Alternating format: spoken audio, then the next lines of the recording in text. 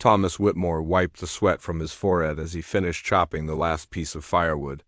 The Montana sun was already setting behind the mountains, painting the sky in shades of orange and purple. At 32 years old, he had built a life that suited him perfectly. No wife nagging him about dirty boots, no children running around breaking things. Just him, his land, and the animals that depended on him. His ranch stretched across 200 acres of some of the prettiest land in Cedar Falls, rolling hills covered with grass that turned golden in the fall, a stream that never ran dry, even in the hottest summers, cattle that were fat and healthy, bringing good money at market every year. It was everything a man could want, and Thomas had worked hard to get it, but it hadn't always been this way. Thomas still remembered being 8 years old, watching his father stumble through the front door after working 18 hours straight at the lumber mill. His mother would be waiting with dinner, even though it was past 10 at night. His younger brothers and sisters would already be asleep, crowded together in the tiny bedroom they all shared. "Got to provide for this family," his father would say, his hands so tired they shook as he ate. "A man's got responsibilities." Those responsibilities had killed him before he turned 40.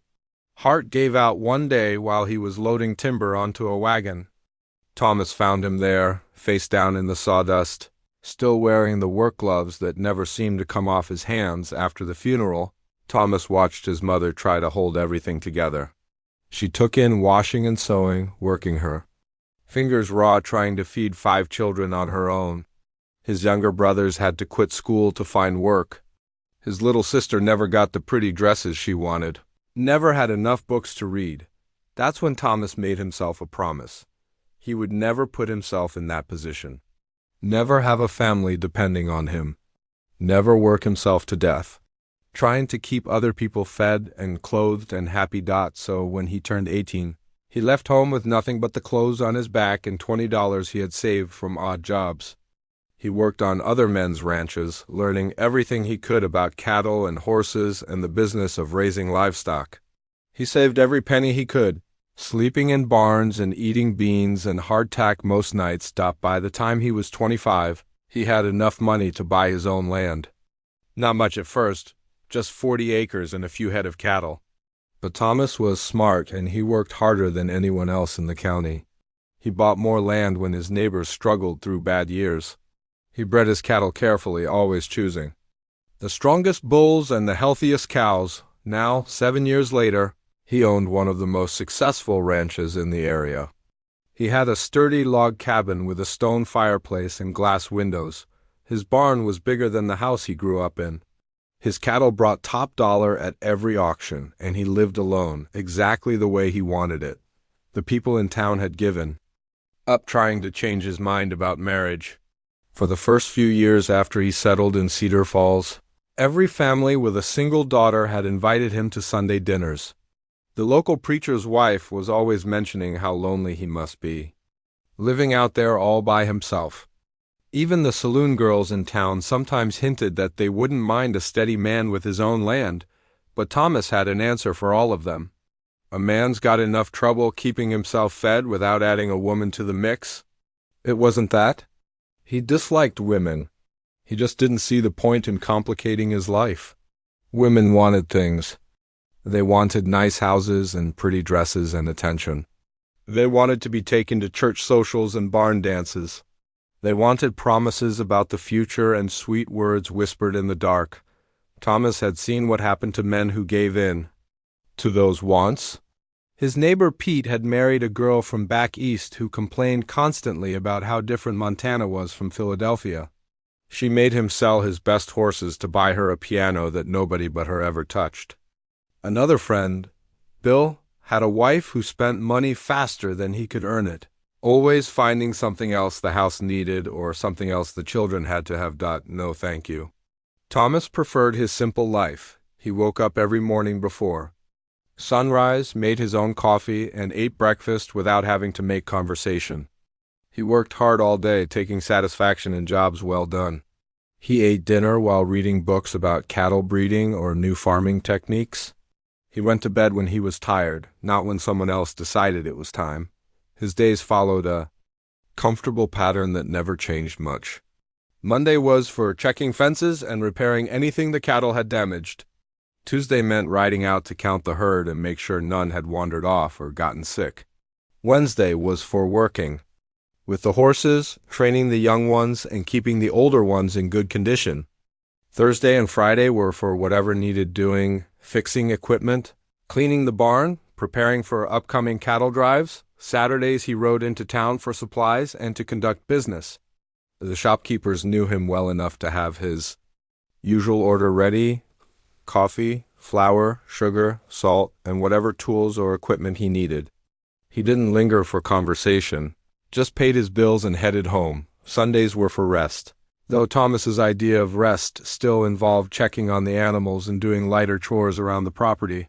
Sometimes he would sit on his porch in the evening, watching the sunset and feeling satisfied with the life he had built. The loneliness that other people worried about never bothered him, or if it did, he pushed those feelings away quickly.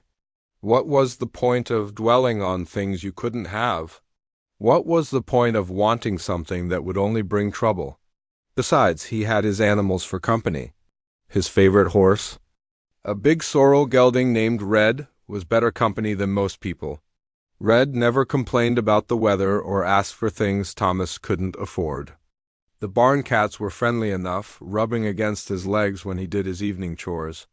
Even the cattle had personalities he could recognize, individual cows, and knew which ones were likely to cause trouble on cold winter nights. When the wind howled around the cabin and the fire crackled in the fireplace, Thomas sometimes wondered what it would be like to have someone to talk to, someone to share his thoughts with when he read something interesting in the newspaper, someone to laugh with when one of the young calves did something particularly foolish. But those moments passed quickly. He would remind himself of all the men he knew who seemed trapped by their marriages, men who couldn't make a decision about their own land without asking their wives first, men who worked themselves sick trying to buy things their families wanted, men who looked tired and worn down in a way that had nothing to do with physical labor. No, Thomas was better off alone. He had everything he needed and nothing he didn't want. His life was predictable and peaceful, exactly the way he liked it. As he stacked the last of the firewood against the side of the cabin, Thomas looked out at his land with satisfaction. Tomorrow would bring another day of familiar routines. He would wake up early, tend to his animals, and work on whatever needed doing. There would be no surprises, no complications, no demands from another person. It was a good life, a simple life, the kind of life a smart man chose when he wanted to. Avoid the troubles that came with having a family. Thomas had no way of knowing that in just a few hours, all of that was about to change forever. Thomas woke up that October morning just like every other morning for the past 7 years. The rooster was crowing somewhere near the chicken coop, and pale gray light was starting to creep through his bedroom window. He could hear the wind rattling the shutters, a cold wind that carried the promise of winter. He pulled on his work clothes and boots, splashed cold water on his face from the basin, and headed to the kitchen to start the coffee. The cabin felt chilly, so he stirred up the coals in the fireplace and added a few pieces of wood. While the coffee was brewing, he stepped outside to check the weather. The frost was thick on everything, the fence posts, the water troughs, even the grass looked like it was covered with tiny diamonds. His breath made white clouds in the cold air.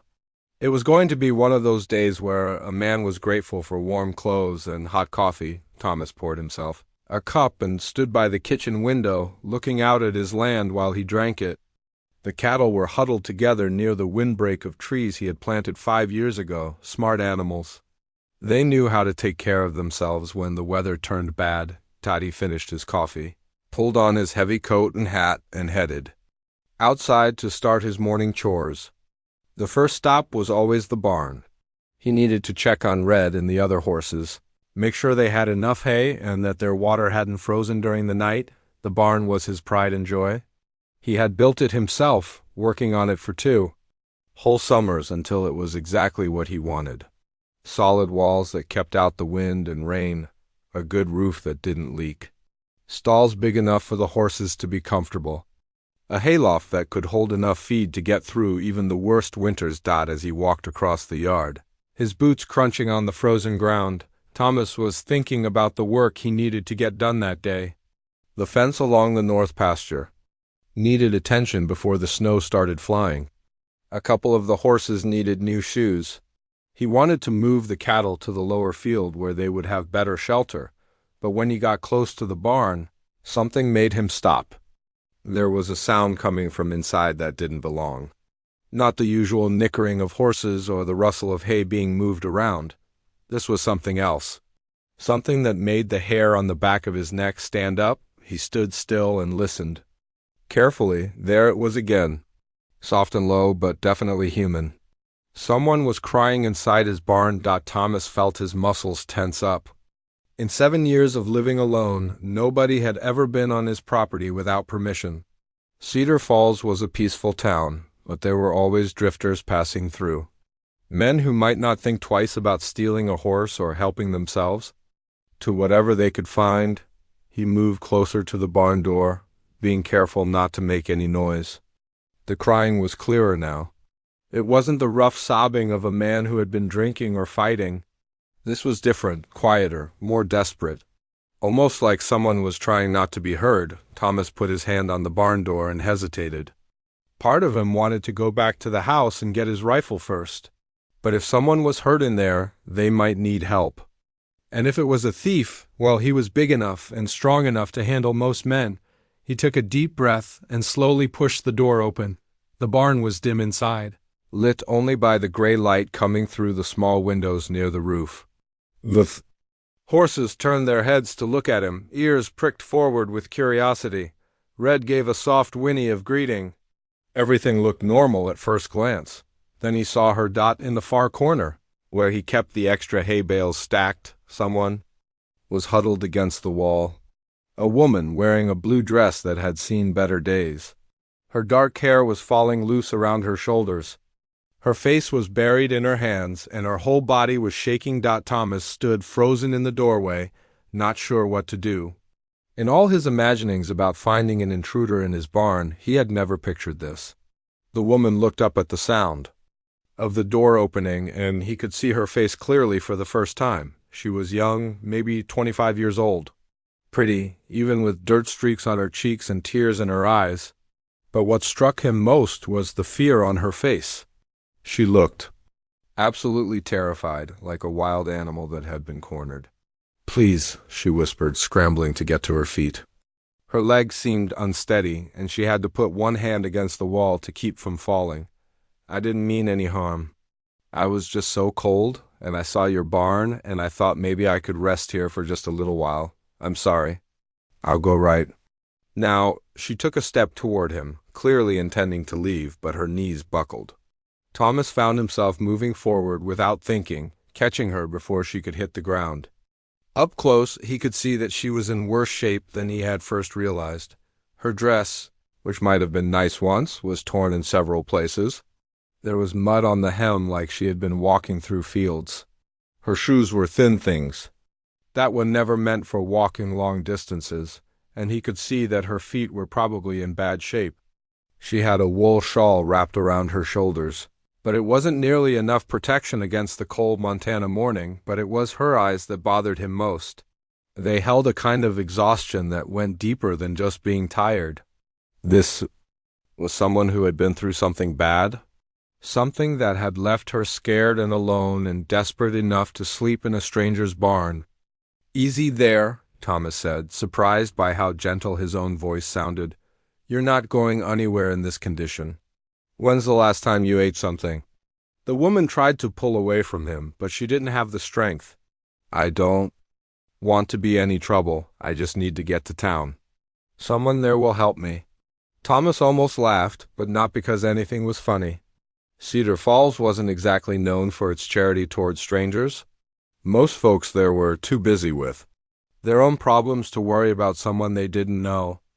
Especially a woman traveling alone, which was suspicious enough to make people ask uncomfortable questions. "What's your name?" he asked, still supporting her weight with one arm. She hesitated, like she wasn't sure she should tell him. "Margaret. Margaret Hayes."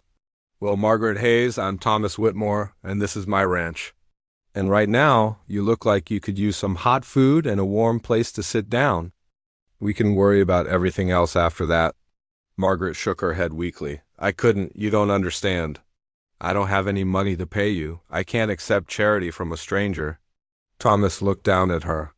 Even in her current state, he could tell that she had been raised properly.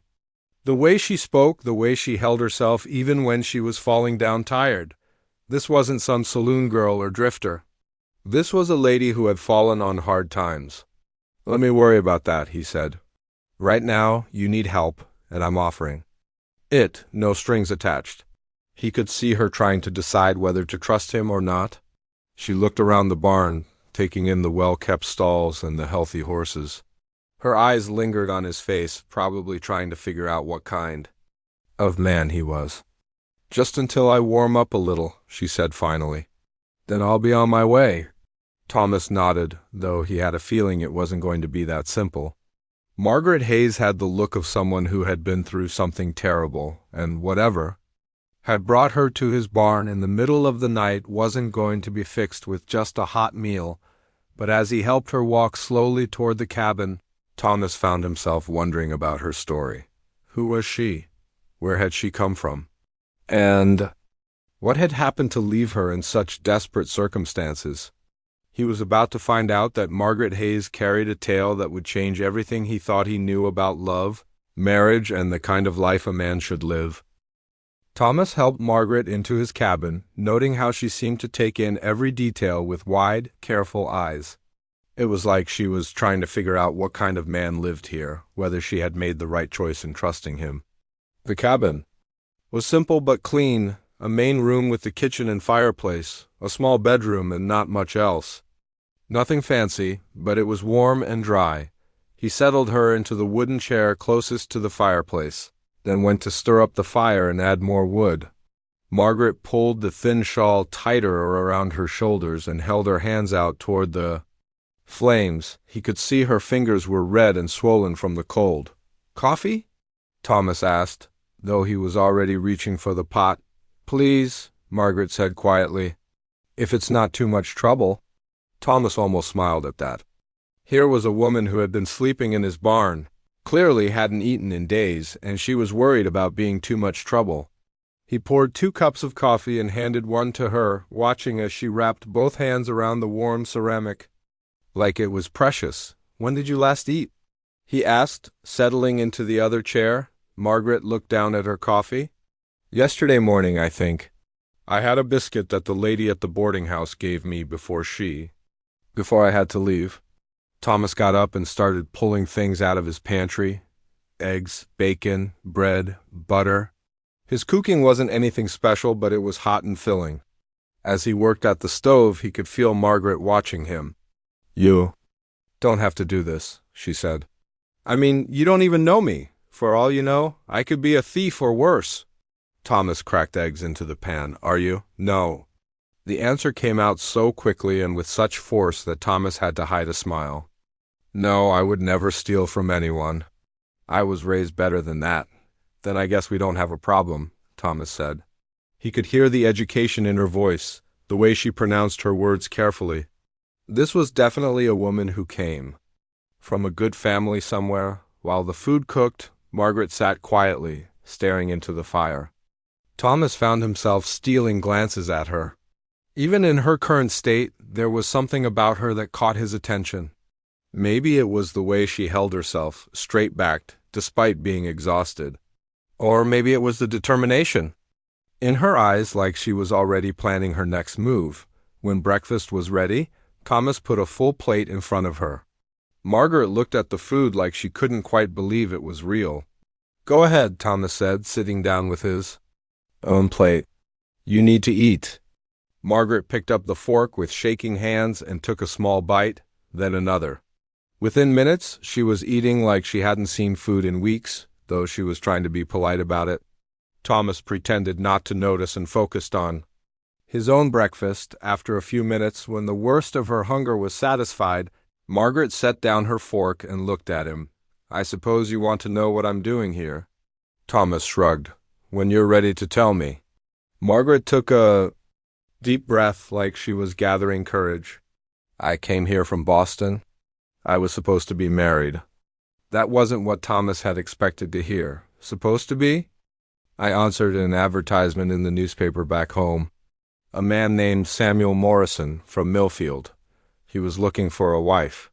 Margaret's cheeks turned pink as she spoke. We wrote letters back and forth for 6 months. He seemed kind in his letters. He told me about his ranch, about the life we would have together. He sent money for the train ticket. Thomas felt something cold settle in his stomach. He had a feeling he knew where this story was going and he didn't like it. I sold everything I owned to come here, Margaret continued. My furniture, my books, even my mother's jewelry except for this locket. She touched the simple gold chain at her throat. I thought I was coming to start a new life with a good man who wanted a wife and family. But he changed his mind, Thomas said. Margaret nodded, her eyes filling with tears again. When I got off the stagecoach in Millfield 3 days ago, I went to the address he had given me. A nice house with a white picket fence, just like he described. But when I knocked on the door, she stopped talking and stared down at her hands. Thomas waited, sensing that this was the hard part of the story. A woman answered. Young, pretty, wearing a fancy dress. She looked at me like I was something dirty on her shoe. When I asked for Samuel Morrison, she called back into the house. Samuel, there's some woman here asking for you? Margaret's voice got smaller as she continued. He came to the door, and I could tell right away that something was wrong. He looked embarrassed, maybe even angry that I was there. I told him who I was, showed him the letters he had written.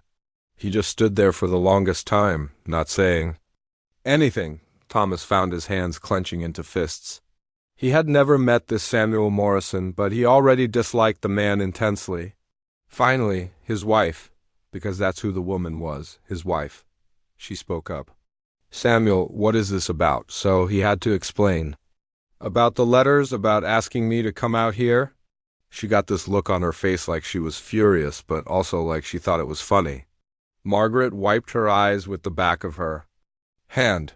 Samuel told me he had changed his mind, that he had decided to marry someone else instead.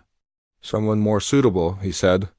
He looked at me standing there in my traveling dress, dusty from the long trip, and he said I wasn't what he had expected, that I looked too common for what he had in mind now. The anger that shot through Thomas was so strong it surprised him. What kind of man made promises to a woman, convinced her to travel halfway across the country, then rejected her because she didn't meet his standards? His wife suggested that maybe I could find work as a cleaning lady or something like that. She said it so sweetly, but I could tell she was enjoying seeing me humiliated. Samuel just nodded along with whatever she said. Margaret took a shaky breath. I asked him about the money for a return ticket. He said that wasn't his problem anymore, that I had made the choice to come out here, so I would have to figure out how to get back on my own. Thomas set down his coffee cup harder than he meant to. So they just left you stranded. I tried to find work in Millfield, Margaret continued. I went to every shop, every business, even asked about cleaning houses, but word had gotten around about what happened. People looked at me like I was some kind of scandal, like it was my fault somehow. Where did you sleep? Margaret's cheeks got red again. The first night, I stayed at the boarding house, but I only had enough money for one night. After that, She trailed off, clearly embarrassed. After that? Thomas prompted gently. I slept behind the general store. There's a little space between the building and the fence where I could get out of the wind. The owner found me the second morning and told me to move along. Sighed I was bad for business. Thomas felt sick thinking about this woman, clearly raised as a lady, sleeping rough behind buildings like some kind of vagrant. I started walking toward Cedar Falls because I didn't know what else to do. I thought maybe in a different town I could find work. I had heard it was bigger than Millfield, that there might be more opportunities. How long have you been walking? Since yesterday morning. I don't know this area, so I wasn't sure how far it was. When it got dark, I was still miles from town. I saw your barn and thought maybe I could rest there for a few hours before continuing on. Margaret looked up at Thomas with eyes that held a mixture of shame and defiance. I know what people must think of me. A woman traveling alone, no husband, no family, but I'm not what they think. I'm a good person. I just believed the wrong man when he said he wanted a wife. Thomas studied her face as she spoke. He could see the truth in her eyes, the hurt and disappointment of someone who had been treated badly through no fault of her own, but he could also see strength there. Margaret Hayes wasn't broken, despite everything that had happened to her. What will you do now? He asked. Margaret straightened her shoulders. I'll find work somehow. I'm good with a needle. I worked as a seamstress in Boston. I can cook and clean. I'm not afraid of hard work. I just need someone to give me a chance. As Thomas looked at this brave woman sitting in his kitchen, something shifted inside his chest. For 7 years he had convinced himself that wanting a wife was a weakness that would only bring trouble. But Margaret Hayes wasn't some frivolous woman looking for an easy life. She was someone who had been dealt a terrible hand and was still fighting to make something of herself, and despite everything he had told himself about staying alone, Thomas found himself hoping that she would stay. What Thomas thought would be a day or two of helping Margaret get back on her feet turned into something neither of them expected. That first morning, after she had eaten and warmed up, Margaret insisted on helping with whatever work needed doing around the ranch. I can't just sit here while you do everything, she said, rolling up her sleeves. Back in Boston, I took care of myself just fine. I'm not some delicate flower who can't handle a little work. Thomas tried to argue, but Margaret was stubborn. She started by cleaning up the breakfast dishes, then swept the cabin floor, and, before he knew it, she was asking what else needed to be done. He found himself giving her small tasks, feeding the chickens, gathering eggs, helping him sort through tools that needed repair. By the end of that first day, Thomas realized he hadn't thought about Margaret leaving even once. Having someone to talk to while he worked felt surprisingly natural. Margaret asked intelligent questions about the ranch, seemed genuinely interested in learning about the cattle and horses. She wasn't squeamish about the hard parts of ranch life, and she caught on quickly to the routines. The spare room Thomas offered her was barely more than a closet with a narrow bed and a small window, but Margaret treated it like it was the finest hotel in San Francisco.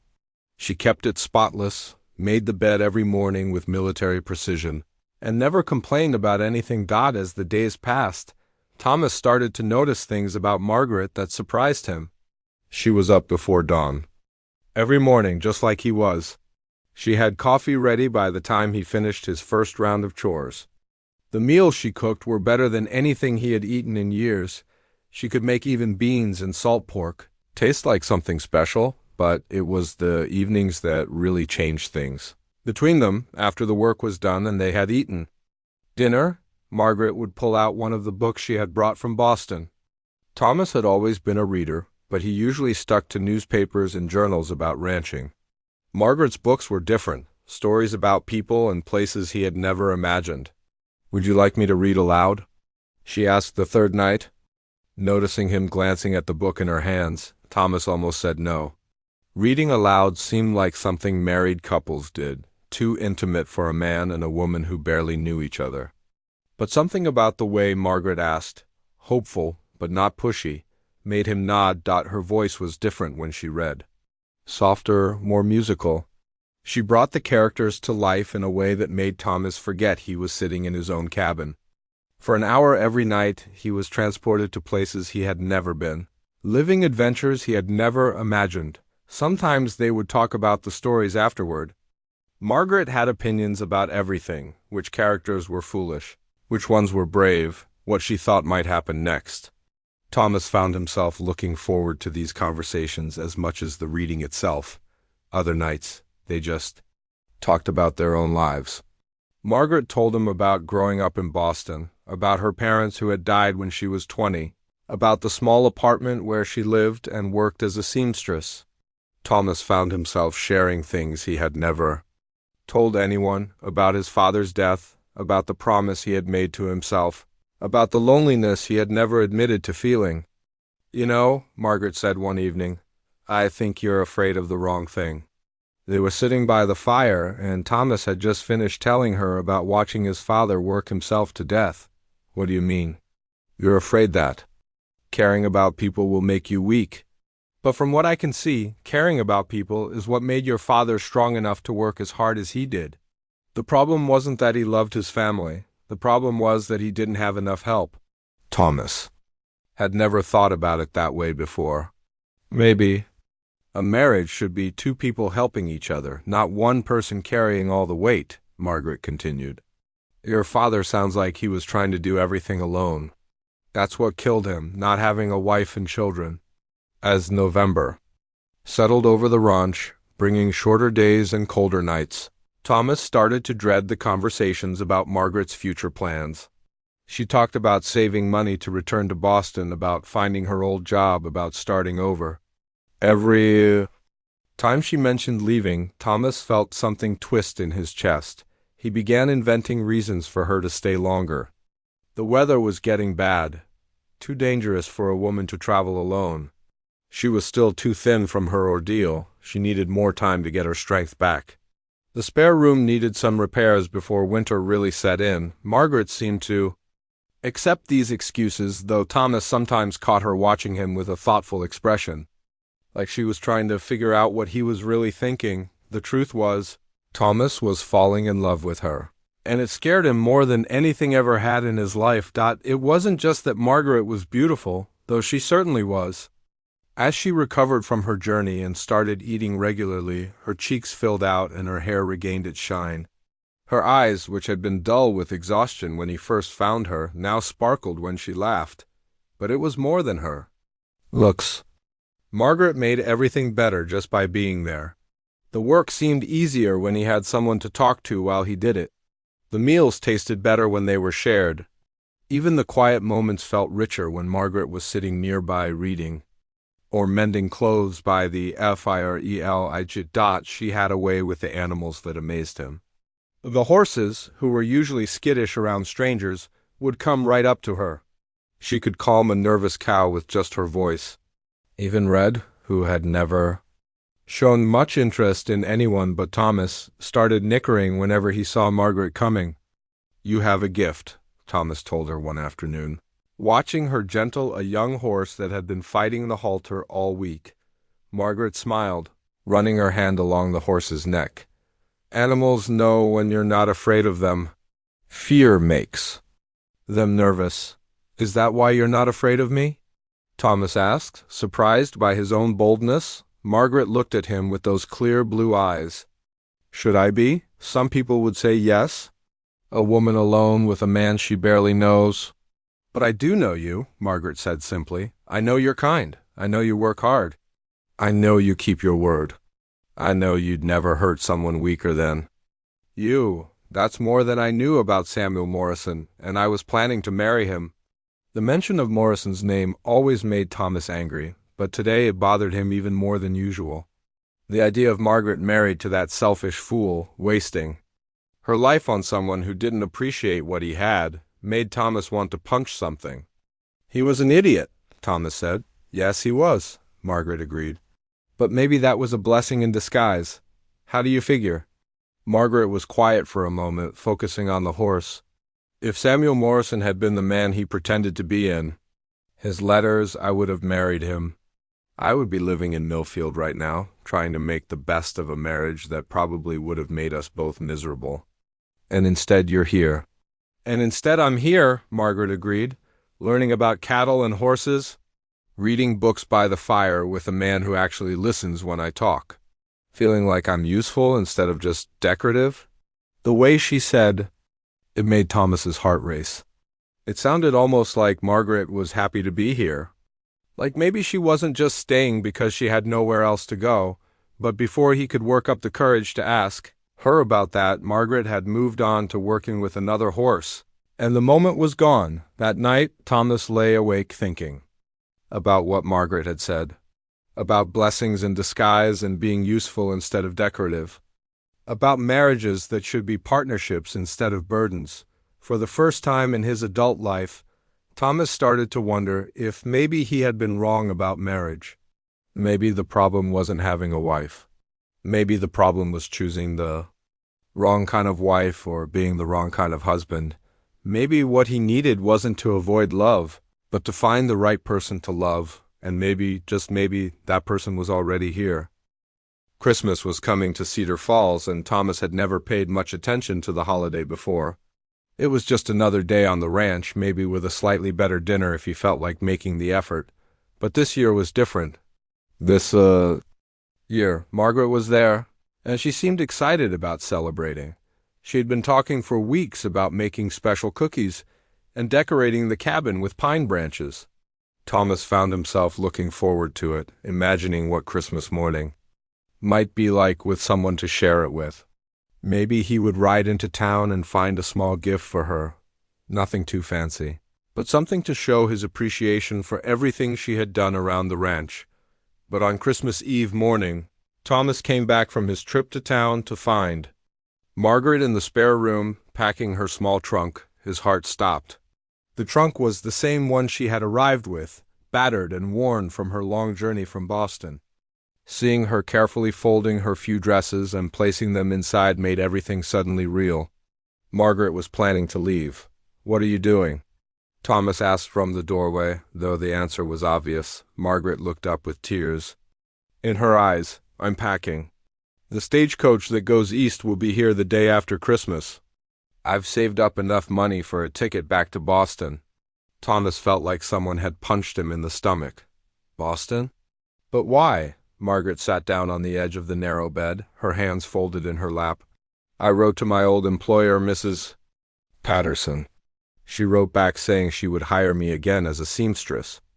I can have my old position back, maybe even rent a small room above the shop. That sounds—" Thomas struggled to find words. "That sounds like a good opportunity." "Yes," Margaret said quietly, "it is," but she didn't sound happy about it. If anything, she sounded like someone who was trying to convince herself of something she didn't really believe. Thomas leaned against the doorframe, watching her pack. "You don't have to go, you could stay here. I mean, if you wanted to." Margaret's hands stilled on the dress she was folding. "Thomas, I can't keep living in your spare room forever. People in town are already talking, Mrs. Henderson. At the general store asked me 3 times last week when I was planning to move on. And Pastor Williams keeps giving me looks during church services like he thinks I'm up to no good." Thomas knew she was right. Small towns loved to gossip, and a single woman living with a single man was the kind of story that got better with each telling. But the thought of Margaret leaving, of going back to that cramped apartment in Boston where she would be alone again, made him feel desperate. What if he didn't have to live in the spare room? He asked. Margaret looked up at him with confusion. "What do you mean?" Thomas took a deep breath. This wasn't how he had imagined this conversation happening. He had thought maybe he would work up to it gradually, find the right moment, say the right words. But seeing that trunk open on the bed made him realize he was running out of time. "What? If you stayed as my wife?" The words hung in the air between them. Margaret stared at him like she wasn't sure she had heard correctly. "Thomas, what are you saying?" He stepped into the room and sat down beside her on the bed. "I'm saying I don't want you to go. I'm saying that these past 2 months have been the best of my life. I'm saying that I think I've been wrong about everything I ever believed about marriage." Margaret's eyes filled with fresh tears. "You don't know what you're talking about. You've told me 100 times how you never wanted a wife, how you preferred living alone, how marriage was just trouble and complications." "I was a fool," Thomas said, reaching for her hands. "I thought I knew what I wanted, but that was before I met you. Before I learned what it felt like to have someone to share my days with. Before I realized that the right person doesn't make life harder, she makes it better." Margaret pulled her hands away and stood up, turning to face the window. "Thomas, you're just scared of being alone again. That's not the same thing as love, isn't it?" Thomas stood up too, moving to stand behind her. "Margaret, I love you. I think I've loved you since that first morning when you were brave enough to trust a complete stranger. I love the way you hum while you cook. I love how you're not afraid of hard work. I love sitting by the fire with you in the evenings, listening to you read. I love that you see the best in people, even after what Samuel Morrison did to you." Margaret's shoulders were shaking, and Thomas could tell she was crying again. "You don't understand. I can't go through that again. I can't let myself believe that someone wants to marry me only to have them change their mind." Thomas felt a surge of anger toward Morrison again. The man's cruelty had done more than just strand Margaret in Montana. It had made her doubt her own worth. "I'm not Samuel Morrison," Thomas said firmly. "I'm not going to change my mind. I'm not going to decide you're not good enough or that I want someone else instead. How can you be sure?" Margaret turned around to face him, and Thomas could see the fear in her eyes. "How do you know you won't wake up one day and realize you made a mistake?" Thomas reached up and gently wiped the tears from her cheeks. "Because I know what my life was like before you came here. I know what it feels like to eat dinner alone every night, to have no one to talk to go to bed every night with nothing to look forward to but more of the same the next day." He paused, trying to find the right words to make her understand. "Margaret, you asked me once if I was afraid of you. The truth is, I'm terrified of you. Not because you might hurt me, but because you've made me want things I swore I'd never want. You've made me dream about a future that includes someone else. You've made me realize that the life I thought was perfect was actually just empty." Margaret was looking at him with such intensity that Thomas felt like she was seeing straight into his soul. "I love you too," she whispered. Thomas felt his heart skip. "You do?" "I've loved you for weeks," Margaret admitted. "But I was afraid to hope that you might feel the same way. And even if you did, I was afraid that loving me would make you unhappy eventually. That you would start to resent me for changing your life." "The only thing that would make me unhappy is losing you," Thomas said. "Margaret, will you marry me? Not because you need a place to stay or because you don't have anywhere else to go, but because you want to build a life with me." Margaret searched his face for a long moment. Thomas could see her weighing everything: the risk of trusting another man who promised to marry her, the fear of being hurt again, the hope that maybe this time things could be different. "Yes," she said finally. "Yes, I'll marry you." Thomas swept her into his arms, spinning her around the small room until they were both laughing. When he set her down, he kissed her gently, and Margaret kissed him back with a sweetness that made Thomas forget every reason he had ever thought marriage was a bad idea. They were married on New Year's Day, 1887, in the small church in Cedar Falls. Margaret wore the same blue dress Thomas had found her in, but she had spent days mending and pressing it until it looked almost new. Thomas had bought her a simple gold wedding band from the jewelry shop in town, and when he slipped it onto her finger, Margaret cried happy tears. The whole town turned out for the wedding, mostly because everyone was curious about the mysterious woman who had tamed the confirmed bachelor Thomas Whitmore. Pastor Williams performed the ceremony with obvious relief that he wouldn't have to worry about the impropriety of their living situation anymore. After the ceremony, they had a small celebration at the cabin with a few neighbors and friends. Mrs. Henderson, who had been so disapproving before, brought a wedding cake she had baked herself. Even the banker's wife, who usually looked down on anyone who didn't have money, seemed charmed by the romantic story of how they had met. As the sun set on their wedding day, Thomas and Margaret sat on the porch of their cabin, watching the last of their guests drive away in their wagons. "Any regrets?" Thomas asked, taking Margaret's hand in his. Margaret smiled, the gold ring catching the light. "Only that we waited so long to figure out what we both wanted." "And what's that?" "Each other," Margaret said simply. Years later, when their children would ask about how their parents met, Margaret would always tell them the same thing. Sometimes, the worst thing that happens to you turns out to be the best thing that ever could have happened. Sometimes getting lost is the only way to find where you really belong. Thomas would add that the man who thought he never wanted a wife had simply been waiting for the right woman to teach him what love really meant. And that woman had been worth waiting 32 years to find.